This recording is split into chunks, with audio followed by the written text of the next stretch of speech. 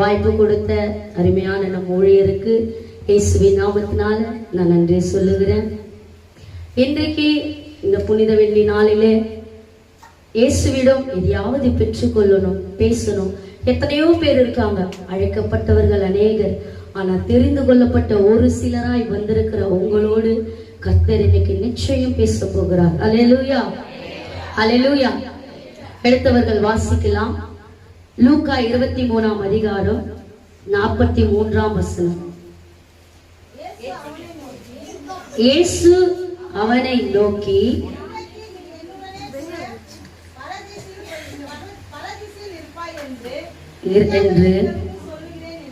ஆமென். இன்னும் மேல இருக்க 42ஆம் வசனத்தையும் ஒரு இசை வாசிங்க. ஆண்டவரே, உம்முடைய ராஜ்யத்தில் வரும்போது அடியானை நிறைத்தருளும் என்றார். அதற்கு இயேசு அவனை நோக்கி, இன்றைக்கு நீ என்னுடனே கூட பரதேசியில் இருப்பாய் என்று மெய்யாகவே உனக்கு சொல்லுகிறேன் என்றார். ஹல்லேலூயா, ஹல்லேலூயா. இந்த வேத பகுதியில என்ன சொல்லப்பட்டிருக்கிறது என்றால், இயேசுவை ஒரே இரவுல இயேசுவை பிடித்து இயேசுவை சிலுவையில அறைய வேண்டும் என்று, அவரை குற்றவாளி என்று அவரை நியாயம் தீர்த்து சிலுவையில அறைய கொண்டு போகும்போது, ஒவ்வொரு பண்டிகை நாட்களிலும் ஒவ்வொரு வருஷத்துக்கு அங்க என்ன பண்ணுவாங்க, கல்லர்களுக்கு தூக்கு தண்டனைய சிலுவையில நிச்சயம் அறையப்படுவாங்க. அப்படியா அந்த வருடத்துல இயேசுவை எப்படியாவது என்ன பண்ணணும், பிடித்து இவன் தேவ தூஷணம் செய்கிறார் என்று அவரை பிடித்து சிலுவையில் அறைய வேண்டும் என்று கொண்டு போகும்போது, அவரு கூடவே இன்னும் 2 குற்றவாளிகள், 2 கல்லர்கள், ஒரு பாவமும் அறியாத இயேசுவும் அநேக பாவங்களை செய்த 2 குற்றவாளிகளும் அன்றைக்கு சிலுவையில அறையப்பட வேண்டும் என்று தீர்ப்பளித்து விட்டாச்சு. வேதம் சொல்லுகிறது, ஒரு குற்றமும், என்னது, ஒரு குற்றமும் அறியாத இயேசு என்று வேதம் சொல்லுகிறது. அப்படியாய் போய்கொண்டே இருக்கும்போது, சிலுவையில அறையும் போது இயேசுடைய வலது பக்கத்துல ஒரு குற்றவாளியும் இடது புறத்துல ஒரு கல்லரும் அறையப்படும் போது, ஒருத்தவன் என்ன பண்றான், இயேசுவை பார்த்து, நீ தேவனுடைய குமாரனா இருந்தா, நீ தேவனா இருந்தா உன்னையும் ரட்சித்துக் கொள்ளும், என்னையும் ரட்சித்துக் கொள்ளும் என்று இயேசுவை பார்த்து என்ன பண்றான், நிந்திக்கிறான். ஆனா ஒரு கல்லன் சொல்லுகிறான், நீயும் நானும் செய்த பாவத்தின் நிமித்தம் நாம என்ன பண்றோம், தண்டனையை அனுபவிக்கிறோம். ஆனா இயேசு ஒரு பாவமும் அறியாத, 41 வாசிப்போம். நாமோ நியாயப்படி தண்டிக்கப்படுகிறோம், நாம் நடப்பித்தவைகளுக்காக தக்க பலனை அடைகிறோம், இவரோ தகாதது ஒன்றையும் நடப்பிக்கவில்லையே என்று அவனை கடிந்து கொண்டு, இன்னொரு கல்லன் வந்து மற்ற கல்லனை பார்த்து, இயேசு தகாத ஒன்றையும் செய்யலையே, ஆனா அவர் என்ன பண்ண போறாங்க, நம்மோடு கூட சேர்த்து சிலுவையில் அறைய போறாங்களே. இந்த கல்லன் வந்து மற்ற கல்லனை பார்த்து சொல்லுகிறான். அப்படி சொல்லும்போது இந்த கல்லனுக்கு இயேசுவை பார்த்து கேட்கும் போது, இயேசு உடனே, இன்றைக்கு நீ என்னோடு கூட பரதேசி இருப்பாயாக அப்படின்னு இயேசு சொல்லிட்டார். எப்படி உடனே அந்த கல்லனுக்கு தேவன் மனம் இறங்கினார், அவனுடைய இருதய விசுவாசத்தை கர்த்தர் கண்டார். அவன் அநேக பாவம் செய்திருப்பான், அநேக கொலைகளை செய்திருப்பான், திருடி இருப்பான், அநேகருடைய வயிற்றுச்சில கொட்டிட்டு இருப்பான். ஆனாலும் அந்த இடத்துல கேட்ட உடனே கர்த்தர் இறங்கினதற்கு ஒரே காரணம், அவன் தன் பாவங்களை அறிக்கையிட்டு அந்த இடத்துல மனம் திரும்பினான். ஹல்லேலூயா, ஹல்லேலூயா. அதான் வேதம் சொல்லுகிறது, நீதிமொழிகள் புஸ்தகத்துல, தன் பாவத்தை மறைக்கிறவன் வாழ்வடைய மாட்டான், அவைகளை அறிக்கை செய்து விட்டு விடுகிறவனோ இரக்கம் பெறுவான் என்று வேதம் சொல்லுகிறது. அப்படி அந்த கல்லன் மனம் திரும்பினதின் நிமித்தம் தான் இயேசு அன்றைக்கு சிலுவையில அவனுக்கு வாக்கு கொடுக்கிறான், நீ இன்றைக்கு என்னோடு பரதேசியில் இருப்பான். ஓகே, இயேசு சொல்லிட்டார். ஆனா இன்றைக்குன்னு ஒரு வார்த்தை வருதுல்ல, இயேசு மரித்த உடனே பரதேசி போனாரா? போனாரா? போனாரா? சொல்லுங்க சத்தமா. இல்ல. எங்க இருந்தாரு? எங்க இருந்தாரு? எங்க இருந்தாரு? எடுத்தவர்கள் வாசிக்கலாம். மத்தேயு 12ஆம் அதிகாரம் 38ஆம் வசனம், 38-40 வரைக்கும் படிங்க. கடவுளே படிங்க பார்க்கலாம், நேரம் இல்ல. 38:12, 12ஆம் அதிகாரம் 38ஆம் வசனம். அப்பொழுது வேத பாரகரிலும் படிங்க படிங்க சிலர் அவரை நோக்கி, போதகரே, உங்களால் ஒரு அடையாளத்தை காண விரும்புகிறோம்.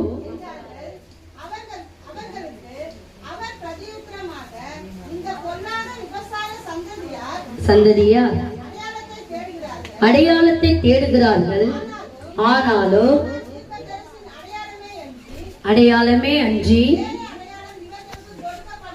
கொடுக்கப்படவில்லை. யோனா இரவும் பகலும் போதும் போதும் என்ன சொல்லப்பட்டிருக்கு?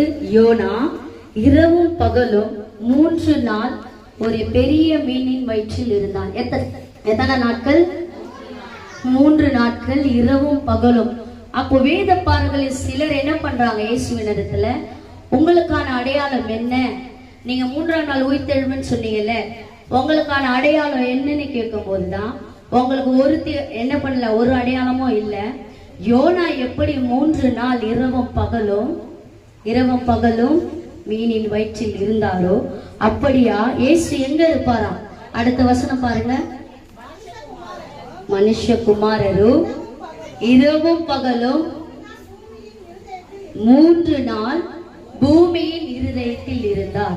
ஆமா, இயேசு மரித்து 3 நாள் உயிர்த்தெழும்பதுக்கு வரைக்கும் பாதாளத்துல போய் இயேசு மரிக்கிறதுக்கு முன்பாக இருந்த, இயேசுவை நம்பின, விசுவாசித்த ஒவ்வொரு ஆத்துமாக்களும் எங்க இருந்தது? பாதாளத்துல இருந்தது. அந்த பாதாளத்துல போய் இயேசு எல்லாருக்கும் சுவிசேஷத்தை என்ன பண்ணாரு? பிரசங்கித்து அந்த ஒவ்வொரு ஆத்துமாக்களையும் கர்த்தர் விடுவித்தார். இயேசு பிறக்கிற வரைக்கும் என்ன இல்லை?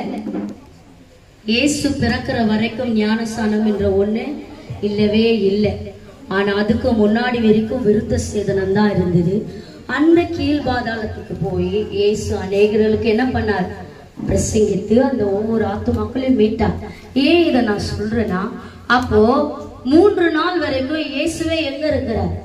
பாதாளத்துல தான் இருக்கார். அப்ப இன்றைக்கு என்னோட பரதேசில இருப்பேன்னு எப்படி இயேசு சொல்லி இருப்பார்? என்றைக்காவது யோசிச்சிருக்கீங்களா? தியானிச்சிருக்கீங்களா? நம்ம வேதம் கிரேக்க மொழியிலிருந்து எபிரேயர் மொழியிலிருந்து மொழிபெயர்க்கப்பட்டதின் நிமித்தம் இன்றைக்கு நான் உனக்கு வாக்கு கொடுக்கிறேன் தான் சொல்லியிருக்கார். நீ என்னோடு கூட பரதேசியில இருப்பா என்று இன்றைக்கு உனக்கு வாக்கு கொடுக்கிறேன் தான் கர்த்தர் சொல்லி இருப்பார். இன்றைக்கு நீ என் கூட இருப்பேன்னு கர்த்தர் சொல்லி இருக்க மாட்டார். ஹல்லேலூயா, ஹல்லேலூயா. வித்தியாசம் உங்களுக்கு புரியுதா? இயேசுவே 3 நாள் வரைக்கும் பாதாளத்துல இருக்கும் போது நீ என் கூட பரதேசில இருப்பேன்னு கர்த்தர் வாக்கு கொடுப்பாரா? கொடுக்க முடியாது. அப்ப இது பொய்யாயிடுமே. அப்ப இது உண்மைதான். ஆனா மொழிபெயர்க்கப்பட்டது நிமித்தம் மனுஷர்கள் மொழிபெயர்த்தாங்கல்ல, அப்போ இன்றைக்கு நான் உனக்கு வாக்கு கொடுக்கிறேன்னு கர்த்தர் சொல்லி இருக்கலாம். ஏன்னா 3 நாள் முடித்து கர்த்தர் உயிர்த்தெழுந்து பூமியில 40 நாள் இருந்து அப்புறம் தான் என்ன பண்ணார்? பரலோகத்துக்கு ஏறி போனார். ஹல்லேலூயா, ஹல்லேலூயா. அப்போ ஒரு பாவமும் அறியாத அந்த கல்லன் அன்னைக்கு தன் பாவத்தை அறிக்கையிட்டு, இயேசுவே ராஜாவே நீர் வரும்போது அப்ப அவன் ஏற்றுக்கொண்டான். இயேசுதான் ராஜா, இயேசுதான் பரலோகத்துக்கு சொந்தமானவர் என்பதை அவன் விசுவாசித்தான். அந்த விசுவாசத்திற்கு ஏற்ற பலன்தான் அவனுக்கு அந்த பரதேசி. ஹல்லேலூயா, ஹல்லேலூயா. ஓகே, இந்த கல்லனை கர்த்தர் பரதேசிக்கு கொண்டு போயிட்டான். நம்ம போவோமா? போவோன்றவங்கள பேரில் ஒருத்தங்க போவோன்றவங்க கரங்களை உயர்த்துங்க. நீங்களே என்ன பண்ணிட்டீங்க போவீங்க? இல்ல கேக்குறேன், என்ன பண்ணீங்க பரலோகம் போவேன்னு சொல்லுங்க. ஒண்ணு. அப்புறம் பாவத்தை அறிக்கைட்டு தான் பரலோகம் போயிடுவோமா? சொல்லுங்க, அது ஒண்ணு போதுமா? சொல்லுங்கப்பா, பேசுங்க. இல்ல தூங்கிடுவீங்க, எனக்கு டல் ஆயிடும். அப்புறம் பேசுங்க. பாவத்தை அறிக்கையிட்டா பரலோகம் போக முடியுமா? ஹல்லேலூயா. இன்னும் அந்த சத்தம் வரலையேன்னு பார்த்தேன். ஹல்லேலூயா, ஹல்லேலூயா. ஓகே, அப்போ பரலோகம் போக தேவன் ஒரு 3 வழியை வைத்திருக்கிறார். அதை செய்கிற அனைவரையும் கர்த்தர் எங்க கொண்டு போவார்? பரலோகம் கொண்டு போவார். ஹல்லேலூயா. எடுத்தவர்கள் வாசிக்கலாம். மத்தேயு 3ஆம் அதிகாரம் 6ஆம் வசனம். வேகமா போவோம். பாஸ்டர் திடீர்னு மைக்க புடுங்கி வெளியே ஓடினுவாரு. 3ஆம் அதிகாரம் 6ஆம் வசனம். தங்கள் பாவங்களை அறிக்கையிட்டு யோர்தான் நதியில் அவனால் ஞானஸ்நானம் பெற்றார்கள். ஹல்லேலூயா, ஹல்லேலூயா. என்ன பெற்றார்கள்? இங்க எத்தனை பேர் ஞானஸ்நானம் எடுத்தவங்க? இந்த பக்கம் கேரியாகுது. இதெல்லாம் பாசு, ஓரளவுக்கு 10% பாசு. போங்க, இங்கம்மா தூக்குங்க. 1 2 3 என்ன என்ன என்ன எடுக்கலையா? தூக்குங்க கைகளை, கர்த்தர் பார்க்கிற. அப்போ பரலோகத்துக்கு போக முதல் படி, ஒரு வழி, ஞானஸ்நானம். ஹல்லேலூயா. அன்றைக்கு ஜனங்கள் எல்லாம் எதுல இருந்தாங்க? பாவத்துல இருந்தாங்க. அந்த பாவத்துல இருக்கிற ஜனங்களை பார்த்து யோவான் ஞானஸ்நானகர் சொன்னார், விரியன் பாம்பு குட்டிகளே மனம் திரும்புங்கள். என்ன சொன்னாரு? மனம் திரும்புங்கள். ஞானஸ்நானம் என்றால் என்ன? இயேசுதான் உண்மையான தேவன் என்ற ஞானம் வந்துட்டா நம்ம போய் ஸ்நானம் பண்ணுவோம்ல, அதுதான் ஞானஸ்நானம். அப்போ இங்க கட்டாயப்படுத்தி எத்தனை பேர் ஞானஸ்நானம் எடுத்தீங்க? கட்டாயத்து நிமித்தம் யாரும் எடுக்கல. பாஸ்டர் எடுத்து போய் தள்ளிட்டாரா? இல்ல. அப்போ தேவைக்காக ஞானஸ்நானம் எடுத்தவங்க யாரும் இல்லை. அப்ப இயேசு உண்மையான தேவன் என்று அறிந்துதான் நம்ம ஞானஸ்நானம் எடுத்திருக்கிறோம். அப்போ இன்னமும் ஞானஸ்நானம் எடுக்காம வந்து கொண்டு இருக்கிற உங்களுக்கு இயேசு உண்மையான தேவன் தெரியாதா? அப்ப ஏன் எடுக்க மாட்டீங்க? உண்மையான தெய்வம் அறிந்து நன்மை பெற்றுதான் வந்திருக்கீங்க. ஆனா உங்களால ஏன் ஞானஸ்நானம் எடுக்க முடியல? ஒரு காரணம், என் புருஷன் திட்டுவாரு, என் பொண்டாட்டி திட்டுவாங்க, எங்க வீட்டுல ஒத்துக்க மாட்டாங்க. அதுவா? கடைசி காலங்க. எந்த காலத்துல நிக்கிறோம்? கடைசி நொடியில நின்று கொண்டு இருக்கு. மாஸ்டரு, நானு, உங்க சொந்த பந்தம் யாரும் என்ன பண்ண முடியாது, உங்களை விடுவிக்கவே முடியாது. ஹல்லேலூயா, ஹல்லேலூயா. அப்ப அந்த ஞானஸ்தானம் எடுக்க ஒரு நாளும் தயங்காதீங்க. இன்றைக்கு போங்க. கர்த்தாவே, ஏதோ ஒரு நோக்கத்துக்காக நான் என்ன பண்றேன்? இந்த ஞானஸ்தானத்தை தள்ளி தள்ளி போட்டுக்கொண்டே இருக்கிறேன். அந்த தடையை மாத்துங்க, அந்த தடையை விளக்குங்க. நான் பரலோக போக முதல் வழியிலே அந்த படியிலே இன்னும் என்னால ஏற முடியலப்பா, நீங்க எனக்கு என்ன பண்ணுங்க? கிருபா இல்லைங்கன்னு கேளுங்க. கேட்டு ஒப்பு கொடுங்க. கர்த்தர் நிச்சயம் இந்த வருட முடிவுக்குள்ள ஞானஸ்தானம் எடுத்துங்க. நாளைக்கு கர்த்தர் வரலாம். இப்ப பேசி கொண்டிருக்கும் போதே பறந்து போயிடலாம்.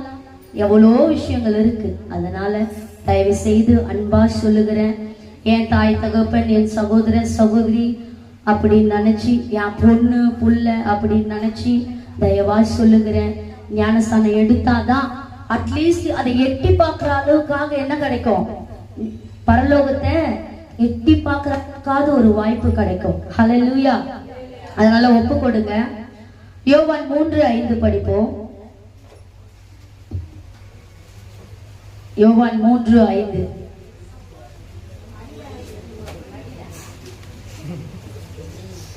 நானே படிக்கிறேன். இயேசு அவனுக்கு பிரதியுத்தரமாக, ஒருவன் மறுபடியும் பிறவாவிட்டால் தேவனுடைய ராஜ்யத்தை காண மாட்டான் என்று மெய்யாகவே மெய்யாகவே சொல்லுகிறேன். ஏன் சொன்னாரு? அங்க என்ன சொல்லப்பட்டிருக்குது? ஒருத்தன் எதனால?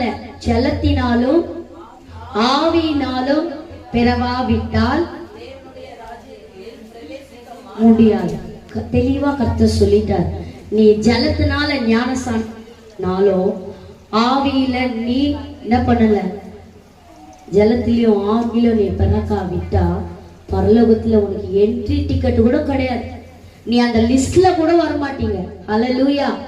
அதனால மனம் திரும்பி ஞானஸ்நானத்துக்கு ஒப்பு கொடுங்க.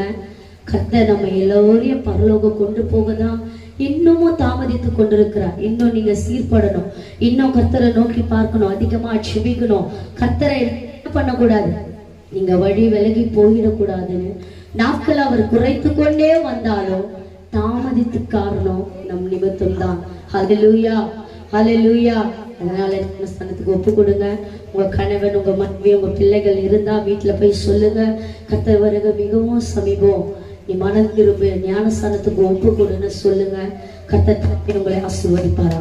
இரண்டாவது வழி என்ன வழியா இருக்கும்? ஞானஸ்தானம் எடுத்துட்டோம். ரெண்டாவது என்ன பண்ண போறோம்? பரிசுத்தம். ஹல்லேலூயா, ஹல்லேலூயா. ஞானஸ்தானம் எடுத்துட்டு நான் சினிமா பார்க்க போறேன், நான் டிவி இருந்தது போன்ல தள்ளி தள்ளி பாக்குறேன், மறைமுகமா பாவம் செய்கிறேன், விபச்சாரம் செய்கிறேன், வேசித்தனம் செய்கிறேன், ஃப்ரெண்ட்ஸ் கூட சேர்ந்து கெட்ட வார்த்தை பேசுறேன், இதெல்லாம் பேசிட்டா போக முடியுமா? ஞானஸ்தானம் எடுத்து இன்னும் 2 படி இருக்கு, அதையும் தாண்டணும். எடுத்துட்டோம் நம்ம ஜாலியா சுத்தலாம், முடியவே முடியாது. நீ ஞானஸ்தானம் எடுத்த பிறகு ஒவ்வொரு நாளும் உங்களை என்ன பண்ணணும்? பரிசுத்தப்படுத்தி கொண்டே இருக்கணும். ஹல்லேலூயா. டெய்லி குளிக்கிறோம்ல, டெய்லி சாப்பிட்றோம்ல, மாசத்துக்கு ஒரு தடவை குளிக்கிறவங்க சாப்பிட்றவங்க யாருன்னா இருக்கீங்களா? செத்து போயிடுவீங்க. என்னது? செத்து போயிடுவீங்க. அப்போ தினமும் குளிக்கிறோம், தினமும் சாப்பிட்றோம், தினமும் என்ன பண்றோம்? தெரிஞ்சவங்க கிட்ட பேசுறோம், வெளியே போறோம், தன் வேலைகளை செய்யறோம். ஆனா அதுல எல்லாம் பரிசுத்தம் இருக்கா? ஹல்லேலூயா, ஹல்லேலூயா. என்ன ஹல்லேலூயா வரல? சோர்ந்து போயிட்டீங்களா? பயப்படாதீங்க. கர்த்தர் நம்ம இடத்துல பரிசுத்தத்தை எதிர்பார்க்கிறார், மற்ற எதையுமே எதிர்பார்க்கல. ஹல்லேலூயா, ஹல்லேலூயா. அப்போ ஒரு வார்த்தை சொல்லுகிறது, எடுத்தவர்கள் வாசிக்கலாம். 1 பேதுரு 1ஆம் அதிகாரம் 15-16. 1 பேதுரு. பின்னாடி போங்க. யாரை அழைத்தவர்? நம்மை அழைத்தவர் பரிசுத்தராய் இருக்கிறது போல நீங்களும். கவனிங்க, கவனிங்க. இருங்க சிஸ்டர், இன்னும் எல்லாம் தேடிட்டு இருக்காங்க. அதுக்குதான் டெய்லி பைபிளை புரட்டணும். வினோதினி சிஸ்டர், டெய்லி பைபிளை திருப்புங்க. இன்னைக்கு வந்து திருப்பின்னு இருக்கீங்க, சீக்கிரம் எடுங்க. பக்கம் சொல்லுங்க சிஸ்டர். புதிய ஏற்பாடுல 319 எடுத்துட்டீங்களா? எடுத்துட்டீங்களா? வாசிங்க. நம்மை அழைத்தவர் பரிசுத்தராய் இருக்கிறது போல நீங்க, நானே, எல்லாரும் நம் நடக்கையிலும் பரிசுத்தராய் இருக்கணும், பரிசுத்தமா இருக்கணும். ஹல்லேலூயா, ஹல்லேலூயா. எல்லாம் கவனிங்க. பாஸ்டர் தீ பொறின்னு வேற சொல்லிட்டார், கொஞ்சமாவது கொளுத்தி விட்டு போனோம்ல. எல்லாம் கவனிங்க, கவனிங்க. பேசாதீங்க, தயவு செய்து பாருங்க, சத்தியம் உங்களோடு பேசும். ஹல்லேலூயா, ஹல்லேலூயா. அப்போ இயேசு எப்படி இருக்கிறாரா? எப்படி இருக்காரு? பரிசுத்தரா இருக்கிறார். அப்போ நம்ம அப்பா பரிசுத்தமா இருந்தா நாம எப்படி இருக்கணும்? உலகம் சொல்லும், போலீஸ்கார புள்ள பொறுக்கின்னு சொல்லும், போலீஸ்கார புள்ள திருடுன்னு சொல்லும். ஆனா நம்ம தேவன், அவர் சாயல உருவாக்கப்பட்ட நம்ம ஒவ்வொரு நாளும் நான் பரிசுத்தர், என் பிள்ளைங்க எப்படி இருக்கணும்? பரிசுத்தமா இருக்கணும். இந்த உலகத்துக்கு ஒத்த வேஷமே வேண்டாம். என்ன வேண்டாம்? இந்த உலகத்துக்கு ஒத்த வேஷமே வேண்டாம். அழைச்சிட்டார், உள்ள வந்துட்டோம். திரும்பி பார்க்காதீங்க, தயவு செய்து பார்க்காதீங்க. கலப்பையில கை வச்சு இயேசுதான் தேவன் வந்துட்டோம்ல, எல்லாத்தையும் தூக்கி போடுங்க. அதை நம்ம தூக்கி போட்டு நம்ம வாழ்க்கையை தேவன் கனப்படுத்துவார். ஹல்லேலூயா. ஆசீர்வாதம் இல்லை, கடை இருக்கு, அது இருக்கு, இது இருக்குன்னு பாவத்திலேயே தான் போய் கொண்டு இருக்கிறோம். பணம் இல்லைன்னு என்ன பண்றோம்? கடை வாங்குறோம். பணம் இல்லைன்னு தண்டல் வாங்குறோம். பணம் இல்லைன்னு ஒருத்தருக்கு போய் என்ன பண்றோம்? இவங்க கொடுப்பாங்கன்னு என்ன பண்றோம்? அவங்க செய்யற காரியத்துக்கு நம்ம தூது போறோம். ஆமாவா இல்லையா? இதெல்லாம் பரிசுத்தமா? சொல்லுங்க, இது பரிசுத்தமா? நான் வந்துட்டேன், என்னை எத்தனை கண்கள் பார்க்கிறதுன்றது நமக்கு தேவையில்லை. என்னை ஒருவர் பார்த்து கொண்டு இருக்கிறார். ஹல்லேலூயா, ஹல்லேலூயா. நீ எங்க போய் ஒளிஞ்சாலும் சரி, கர்த்தர் இப்படியே பார்த்துட்டு இருக்கார். என்னது? இப்படியே பார்த்துட்டு இருக்க. ஏன்? நீ நரகம் போயிடக்கூடாது. எங்க போயிடக்கூடாது? அவர் சாயல்ல இருக்க நம்ம நரகம் போயிடக்கூடாதுன்னு தேவன் ஒவ்வொரு நாளும் என்ன பண்றார்? நம் மீது கண்ணோக்கமா இருக்கிறார். அழைச்சிட்டாங்க, வந்துட்டு போ, ஏதாவது பண்ணு அப்படியா சொல்றாரு. ஒவ்வொரு நாளும் உனக்கு சுகம் வேணுமா, பலன் வேணுமா, உன் தேவை இருக்குதா, நீ எந்த இடத்துல அசிங்கப்படுற, நீ எந்த இடத்துல நிந்திக்கப்படுற, உனக்கு என்ன அவமானம், உன்னை யார் வெட்கப்படுத்தினார்கள், அவர்கள் மத்தியில உனக்கு ஒரு பந்திய ஆயத்தப்படுத்த தேவன் ஒவ்வொரு நாளும் நம்ம மேல கண்ணோக்கமா இருக்கிறார். ஹல்லேலூயா. வேதத்துல கதை இருக்கு, அது கதை இல்ல, நடந்த சம்பவம். ஆனா நமக்கு கதைனா ரொம்ப பிடிக்குமே, தூங்கிட போறீங்க கதைன்ட்டு. வேதத்துல ஒரு ஸ்டோரி இருக்கு. என்ன ஸ்டோரினா, பாவியா விபச்சாரம் செய்த ஒரு ஸ்திரீய யார் இடத்துல கொண்டு வந்தாங்க? இயேசு கிட்ட கொண்டு வந்தாங்க. ஏன்? அவளை அடிக்கணும்னா கொண்டு வந்தாங்க, இல்ல அவளை பண்ணணும்னு கொண்டு வந்தாங்க. அவங்க நோக்கம் இதன் நிமித்தம் இயேசுவை எப்படியாவது குற்றம் கண்டுபிடிக்கலாம், ஏதாவது சொல்றாரா, இதுல மாற்றாரா அப்படின்னு தான் கொண்டு வந்தாங்களே தவிர அந்த ஸ்திரீ எப்படி போனா என்ன அது உங்களுக்கு தேவையே கிடையாது. ஆனா இயேசு குற்றம் கண்டுபிடிக்கும்படி இயேசுவின் இடத்துல அந்த ஸ்திரீயை கொண்டு வந்தாங்க. எடுத்து வாசிப்போமா? யோவான் 8:11. ஹல்லேலூயா.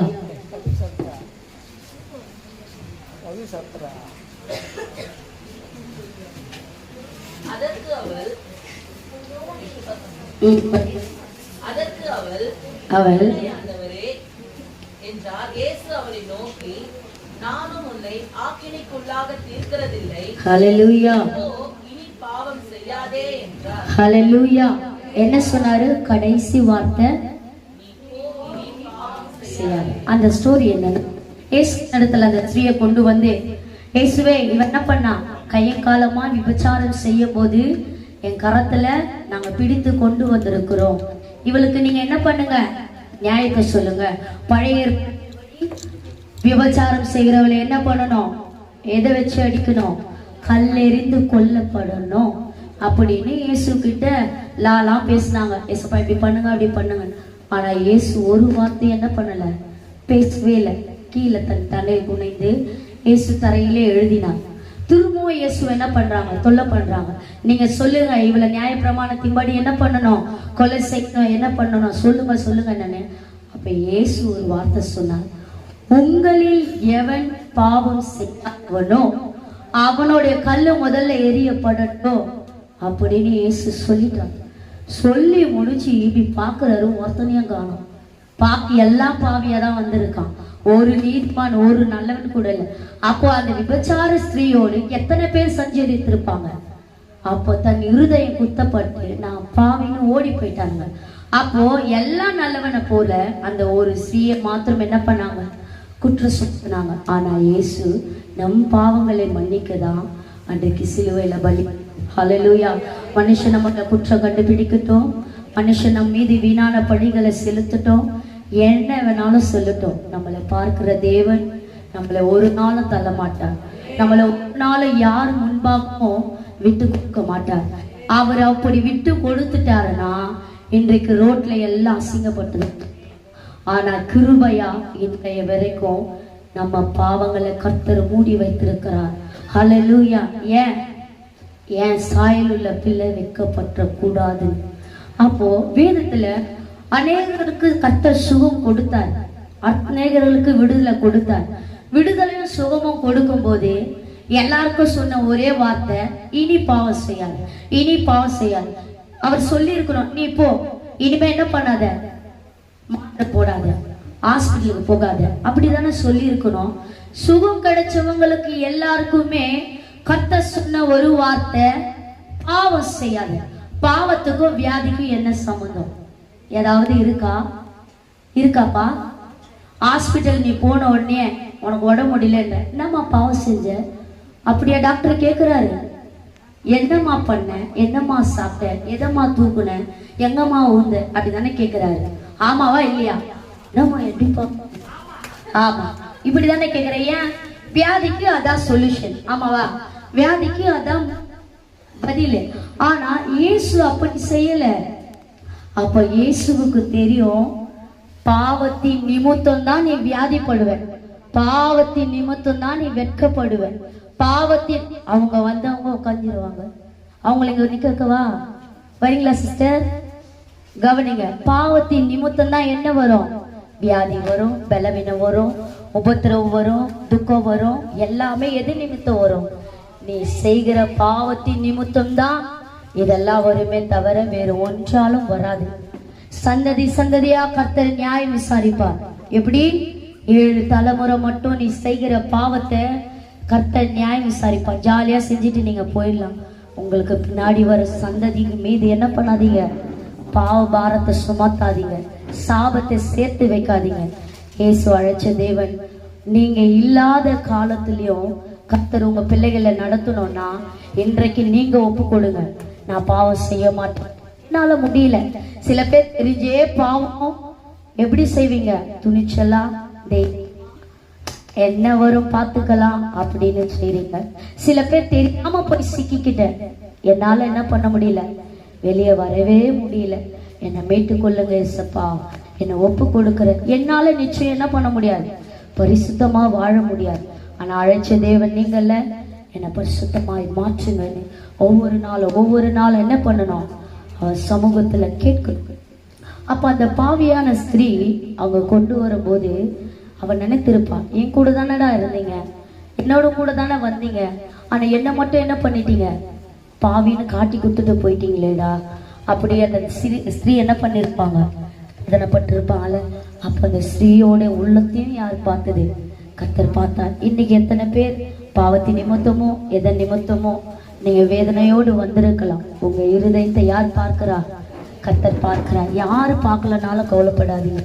கர்த்தர் ஒவ்வொரு நாளும் நம்ம இருதயத்தை பார்த்து கொண்டிருக்கிறார். ஆமே. நீ துக்கத்தோடு வந்திருக்கிறியா? பாவத்திலிருந்து விடுபட முடியாம வந்திருக்கிறியா? இல்ல யாருக்காவது பாவத்துக்கு நான் போயிட்டப்பா, அவங்க என்ன போட்டு கொடுத்துருவேன், நீ இதை பண்ணா இதை பண்ணிடுவேன் அப்படின்னு சொல்லி உங்களை பயமுறுத்துறாங்களா? இயேசுவின் இடத்துல ஒப்பு கொடுங்க. கர்த்தர் முற்றிலுமாய் உங்களை அந்த பாவத்துல இருந்து மீட்டெடுப்பார். ஹல்லேலூயா, ஹல்லேலூயா. அப்ப அந்த ஸ்ரீ கர்த்தர் எழுந்து நிமிர்ந்து ஸ்திரீயோட முகத்தை கூட என்ன பண்ணலையா, பாவம் செய்யலையா. வேதம் சொல்லுகிறது, பாவத்தை பாராத சுத்த கண்ணர் யாரு? நீ பாவம் செஞ்சனா கர்த்தர் முகத்தை திருப்பிப்பார். எங்கேயாவது போய் அடி போடணும், முட்டிக்கணும், மோதிக்கணும், கைவிடப்படணும். வேண்டாங்க. ஒரு நாள் வெட்கப்பட்டு வேதனைப்பட்டு அசிங்கப்பட்டு நிற்கிறதை காட்டிலும் தேவத்துல உண்மையா போயிடுங்க, பரலோகத்தை சொந்ததிக்க முடியும். ஹல்லேலூயா, ஹல்லேலூயா. அப்ப கர்த்தர் நிமிர்ந்து, ஸ்ரீயே இனி நீ பாவம் செய்யாத அப்படி கர்த்தர் சொல்லி அனுப்பிவிட்டார். ஹல்லேலூயா. அப்ப முதலாவது என்ன செய்யணும்? மனம் திரும்பி ஞானஸ்தானத்துக்கு ஒப்பு கொடுக்கணும். இரண்டாவது பரிசுத்தமா இருக்கணும். ஹல்லேலூயா, ஹல்லேலூயா. நீங்க ஞானஸ்தானம் எடுத்த உடனே கர்த்தர் உங்களை என்ன பண்ணுவார்? அனுதினம் நிரப்பிக்கிட்டே இருப்பார். சும்மா ரோட்ல நடந்துருந்தா நிரப்புவாரா? கர்த்தர் சமூகத்துல ஏதோ சொல்லிச்சுப்பா, நீ சோதனைக்கு உட்படாதபடிக்கு நான் முடிச்சுட்டேன், சிலுவையில அடிச்சுட்டாங்க, எனக்காக அழுன்னு கர்த்தர் சொல்லல. நீங்க எனக்காக என்ன பண்ணாதீங்க, தயவு செய்து அழாதீங்க. உங்களுக்காக, உங்க பிள்ளைகளுக்காக. வேதத்துல இன்னொரு வார்த்தை, பச்சை மரத்துக்கே இத்தனை பாடுனா பட்ட மரமாகி நீங்களும் நானும் எவ்வளவுப்படுவோம், எவ்வளவு நொறுக்கப்படுவோம், எத்தனை பேரால காட்டி கொடுக்கப்படுவோம். அப்படி நடக்க கூடாதுன்னா என்ன பண்ணணும்? ஞானஸ்தானம் எடுத்து அனுதின வாழ்க்கையை பரிசுத்தமாய் நடத்தணும். சும்மா இருந்துட்டா பரிசுத்தமாயிட முடியாது. அனுதினம் ஜெபிக்கணும்.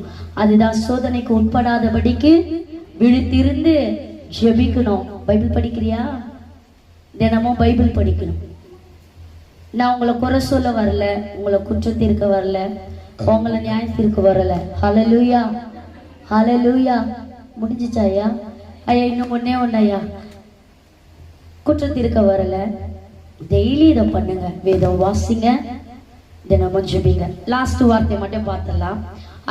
அடுத்ததாவது எபேசியர் 6ஆம் அதிகாரம் 8ஆம் வசனம். அது என்னன்னு நானே சொல்லிடுறேன், பாஸ்டர் டைம் ஆயிடுச்சுன்னுட்டாரு. சுவிசேஷத்தை பிரசங்கிக்கலன்னா நமக்கு என்னவா? ஐயோவா. என்னது? ஐயோ. அப்ப என்ன செய்ய சொல்றார்? ஊழியம் செய்ய சொல்லுகிறார். என்ன பண்ண சொல்றாரு? ஞானஸ்நானம் எடுத்துட்டு நான் பரிசுத்தமா வாழ்றேன்னு வீட்டுக்குள்ளேயே பூந்து நின்றா பரலோக கர்த்தர் கொடுத்துருவாரா? எதுக்கு சுகமா வச்சிருக்கார்? எதுக்கு ஜீவனோடு காத்து வரார்? மேன்மையா எதுக்கு வச்சிருக்கிறார்? சும்மா இருக்கவா? நம்ம அறியாத ஜனங்கள் இயேசுவை ஏற்று கொள்ளணும் அப்படின்னு தான் நம்ம ஊழியம் செய்ய சொல்லுகிறாங்க. ஐயோனா என்ன அர்த்தம்? அது பலவீனமா இருக்கலாம், மரணமா இருக்கலாம், உங்களுக்கு அங்க கணக்கே இல்லாம போகலாம். அப்ப என்ன பண்ணணும்? முடிந்த அளவுக்கு வாரமானால் செய்யுங்க, தினமும் செய்யுங்க. உங்களுக்கு நேரம் கிடைக்கும் போதெல்லாம் ஒருத்தருக்கு போய் இயேசு உங்களை ரட்சிக்கிறார் சொல்றதே ஊழியம்தான். மைக்கு பிடிச்சி மாதம் மாதம் வாரம் டெய்லி பேசுறதுதான் ஊழியம் இல்லை. ஒருத்தருக்கு ஒரு நாளைக்கு நீங்க இயேசுவை குறித்து சொல்றதே ஊழியம்தான். ஹல்லேலூயா. எத்தனை பேர்லாம் வெளிநாட்டுக்கு போகணும்னு ஆசைப்படுறீங்க? ஹல்லேலூயா சொன்னா எனக்கு எப்படி தெரியும்? தூக்கு. ஹல்லேலூயா. வெளிநாட்டுக்கு போக என்ன தேவை? பாஸ்போர்ட் தேவை, வேற விசா தேவை. அதுக்கு என்ன தேவை? அப்போ இந்த பாஸ்போர்ட் தான் ஞானஸ்நானம், விசா தான் பரிசுத்தம். ஒவ்வொரு நாள் என்ன பண்ணோம்? ஒவ்வொரு வாட்டியும் போகும்போது விசா என்ன பண்றாங்க? ரெனியூல் பண்றாங்கல்ல. அப்போ அதுதான். அப்ப டெய்லி நீங்க என்ன பண்ணணும்? உங்களை பரிசுத்தம் பண்ணிக்கணும். மூணாவது காசு இல்லைங்கல்ல, அதுதான் ஊழியம். நீ செய்யலனா அட்லீஸ்ட் போறவங்களுக்காக அந்த பணத்தை செலவு பண்ணுங்க. ஹல்லேலூயா, ஹல்லேலூயா. இது மூணையும் நீங்க செஞ்சா எப்படி வெளிநாட்டுக்கு போக முடியுமோ? வெளிநாட்டுக்கு போகும்போது பாஸ்போர்ட் வாங்கும்போது சும்மா கொடுத்துடுறாங்களா? யாரு வரா? வீட்டுக்கு யார் வருவா? என்னத்துக்கு வருவாங்க? அதாம ஏன் என்கொயரி? அப்ப எவ்வளோ கேள்வி கேட்கறாங்க. சாதாரண தோ இருக்கிற வெளிநாடு எங்க இருக்குது? தோ தான் இருக்கு. அங்க போகவே இவ்வளோ என்கொயரி பண்றாங்கன்னா மேல இருக்கிற பரலோகத்துக்கு போக நம்மளை எத்தனை கண்கள் என்கொயரி பண்ணோம்? எத்தனை வாய் என்கொயரி பண்ணோம்? சொல்லுங்க. எத்தனை செவி உங்களை என்கொயரி பண்ணோம்? தயவா சொல்றேன், ரட்சிக்கப்படாத ஜனத்துக்கு முன்பாக உங்க சொந்த காரியத்தை செய்யாதீங்க. அது பாவம். நீயும் இடறி அவனையும் அழுத்து போயிடாது. சரிங்களா? அதனால தயவா கேட்கிறேன், தயவு செய்து கர்த்தருக்குன்னு ஊழியம் செய்யுங்க. ஞானஸ்நானம் எடுத்து பரிசுத்தமா தினமும் வாழ்ந்து என்ன பண்ணணும்? ஊழியம் செய்யணும். லாஸ்ட் ஒரே வார்த்தை, வெளிப்படுத்துதல் 2:7. அங்க என்ன சொல்லப்பட்டிருக்குது? ஜெயம் கொள்கிறவருக்கா என்ன கிடைக்குமா? ஜீவ கிரீடம். ஜீவ கிரீடம் எங்க இருக்கு? நம்ம வீட்லயா இருக்கு? பரலோகத்துல. அப்போ எதுக்கு நீங்க ஜெயம் கொள்ளணும்? பாவத்துல, சாபத்துல, அனுதினம் வருகிற போராட்டத்துல நீங்க ஜெயம் கொண்டாதான் எங்க ஜீவ கிரீடத்தை பெற்றுக்கொள்ள முடியும். எங்க? பரலோகத்துல பெற்றுக்கொள்ள முடியும். இன்றைக்கு நீங்க ஒரு ஃபங்க்ஷனுக்கு போகணும்னா சும்மா போய் நிக்கிறீங்களா? கடன் வாங்கியாவது என்ன போடுறோம்? என்ன நோய்க்கு வைக்கிறீங்க, அவன் திருப்பி செய்வான் நமக்கு, அதனால வைக்கிறீங்க. ஆனா எப்படி போறீங்க? கடன் வாங்கியாவது ஜிகுன்னு என்ன பண்றோம்? ஏன்? அவன் நம்ம மதிக்கணும். அப்ப பரலோகத்துக்கு ஊழியம் செய்யாம சும்மா போயிடுவியா? உங்க வீடு எப்படி இருக்குமா? ஓலை வீடாதான் இருக்கும். ஒரு கல் இருக்காது, ஒரு முத்து இருக்காது, ஒரு வைரம் இருக்காது. அப்போ பரலோகத்துல உங்க பொக்கிஷங்களை என்ன பண்ணுங்க? சேர்த்து வைங்க. என்ன வைக்கணும்? பரலோகத்துல சேர்த்து வைக்கணும். ஹல்லேலூயா, ஹல்லேலூயா. அதனால பூமியில சேர்க்கிறத விட்டுட்டு இன்னில இருந்தாவது என்ன பண்ணுங்க? பரலோகத்துல உங்க சொத்தை சேர்த்து வைங்க. அப்ப போனாதான் உங்க வீடு அங்க எப்படி இருக்கும்? இங்க 6 அடியில இருக்கும், 3 அடியில இருக்கும், வீடு இல்ல, வாடகையில இருக்கும். அதெல்லாம் வேணாங்க. இது நம்ம சொந்த தேசமே இல்ல. சும்மா என்ன பண்ணிருக்கோம்? கொஞ்ச நாளைக்கு வாடகைக்கு வந்திருக்கோம். வந்துகிட்டே வாடகை இல்ல, வாடகை வீட்டுல இருந்தா துக்கம் உங்களுக்கு இல்ல. அதனால வாழ்றதுக்கு மேன்மை வேண்டும் தான்.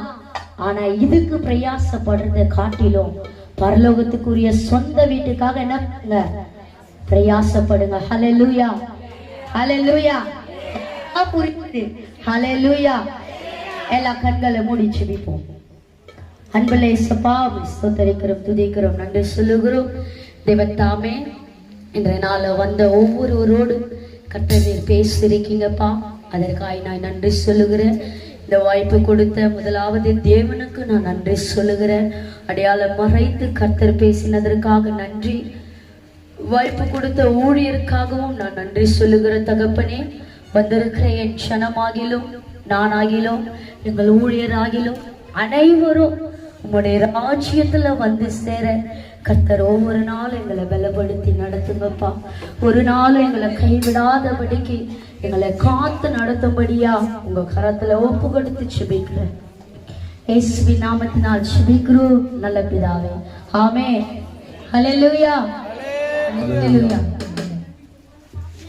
உண்மையாகவே இந்த நாளிலே கர்த்தருடைய வார்த்தையாய் இரண்டாவது வார்த்தை குறித்து பேசினபடியே அந்த சகோதரியை கர்த்தர் இன்னும் எடுத்து பயன்படுத்தும்படியாய், இன்னும் வேதத்தை தியானிக்கும்படியாய். ஆனாலும் ஆண்டவர் சொன்னார், இன்று நீ என்னோடு எங்க இருப்பாய்? இன்று நீ என்னோட. கல்லன் பரதேசில் இருந்தாரா இல்லையா? அல்லேலூயா. கல்லன் பரதேசில் இருந்தாரா இல்லையா? எத்தனை பேர் விசுவாசிக்கிறீங்க? இருந்தாரா இல்லையா? இருந்தாரா இல்லையா? அப்ப பரதேசி எங்க இருந்தது?